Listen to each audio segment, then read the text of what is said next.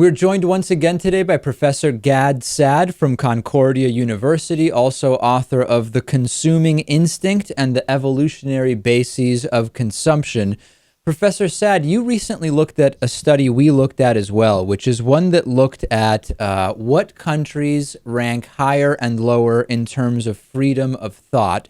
This is the 2014 Global Report on Freedom of Thought.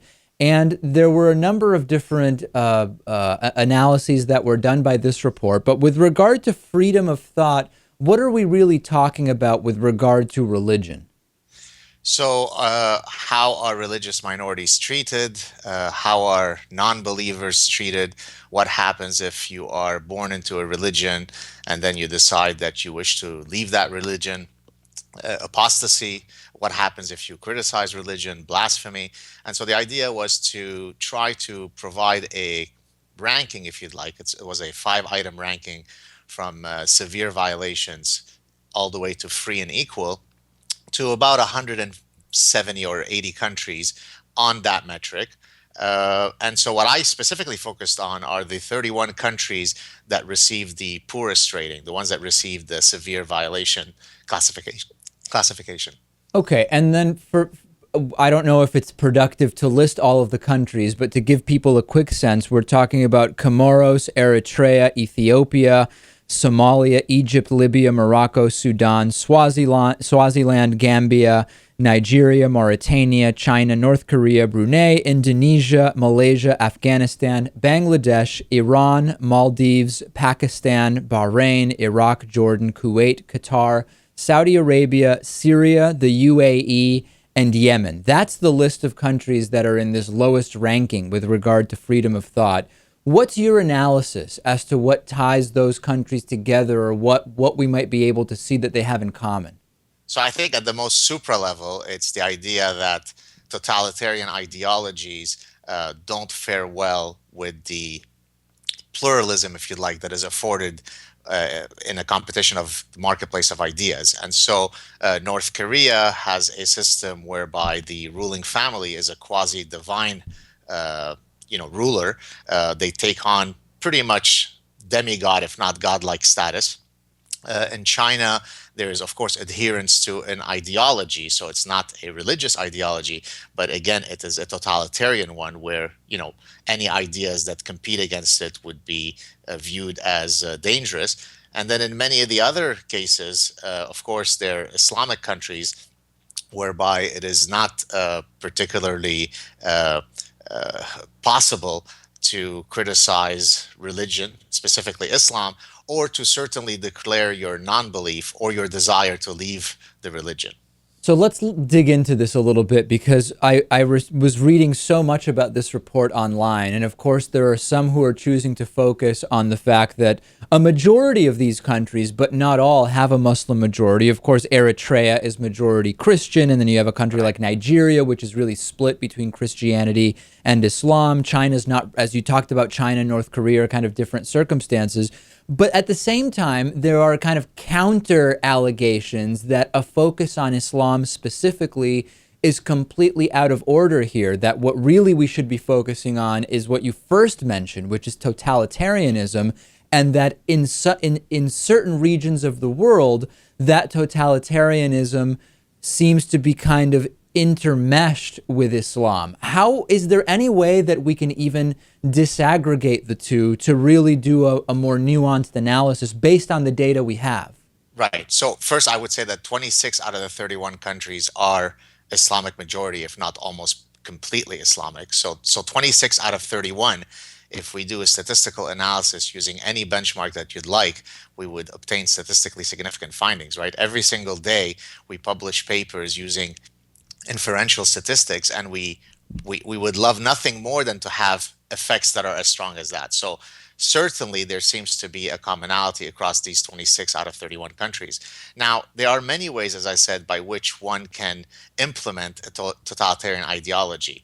But to argue that in those 26 instances, it is not driven by Islamic law simply defies reality. I mean, what makes it illegal in those countries to have freedom of thought, freedom of conscience, freedom of assembly in many cases, and so on, is precisely because it is enshrined in particular tenets of Islamic law. Now, that doesn't mean that most Muslims don't wish to live in free societies, but it does mean that that particular instantiation of totalitarianism is happening in the context of Islamic law. Well, this reminds me quite a bit of what happened in the dust-up after the Reza Aslan comments, which in and of themselves were a response to what happened on the Bill Maher program, which you and I spoke about, Right. which was that Reza Aslan talked about female genital mutilation as something that is completely disconnected from Islam. Right. And then when you actually do an analysis, you see that while you do see FGM in many countries that are not Islamic,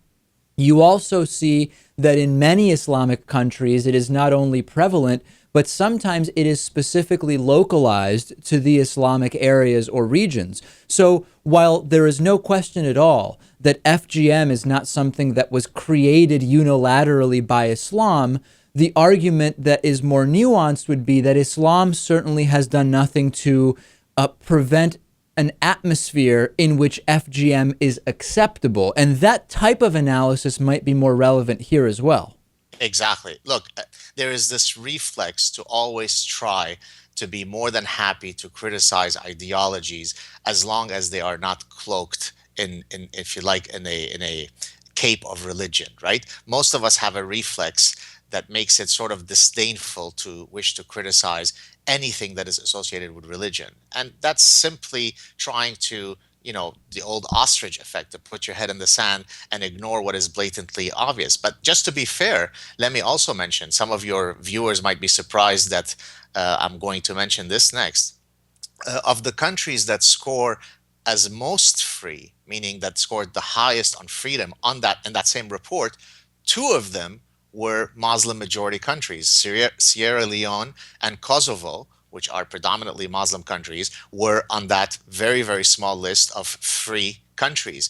So it's not as though there is something endemic to Muslims as individuals that makes it antithetical for them to live under free societies. It's that whenever you have an Islamized society, where there isn't a distinction between spiritual Islam and political Islam, you're going to get a reduction of the freedoms that we take for granted in the West. And I mean, anybody who denies that is either blindly ignorant or maliciously duplicitous. There's no other way to look at it. And what's fascinating about that kind of broader point that you're making is that it is exactly the direction the U.S. would go in if we were to give in to the desires of the Christian right. And time again, I'm having interviews with American Christian conservatives, and I very soberly point to them and say, look at the similarities between the desires of the extreme Christian right and ISIS, for example, the subjugation of women,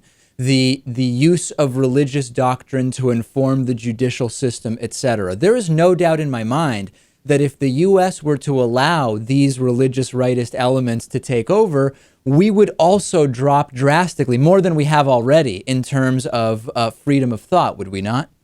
Absolutely. Look, as a professor, I've had an opportunity to land some very, very attractive and lucrative positions in my promised land, which is Southern California. And in 3 cases, the deals fell through. In one case, it was actually a huge professorship. The deal fell through, I think, in part because in those cases, these were religiously founded schools, and I suspect that they did a bit more due diligence on me. And so beyond sort of looking at my scientific dossier, they saw that I was a vocal critic of religion in general, and probably decided that I was not the right type of guy for their university. So this is a problem. I mean, if in the 21st century in Southern California, a professor is discriminated against precisely because he holds views that might be critical of religion, that's not a very good state to be in. We've been speaking with Professor Gad Saad from Concordia University. I'll remind you about the consuming instinct and the evolutionary bases of consumption, and make sure to check out Gad Saad's Facebook page. Thanks so much for being on once again. My pleasure. Happy holidays.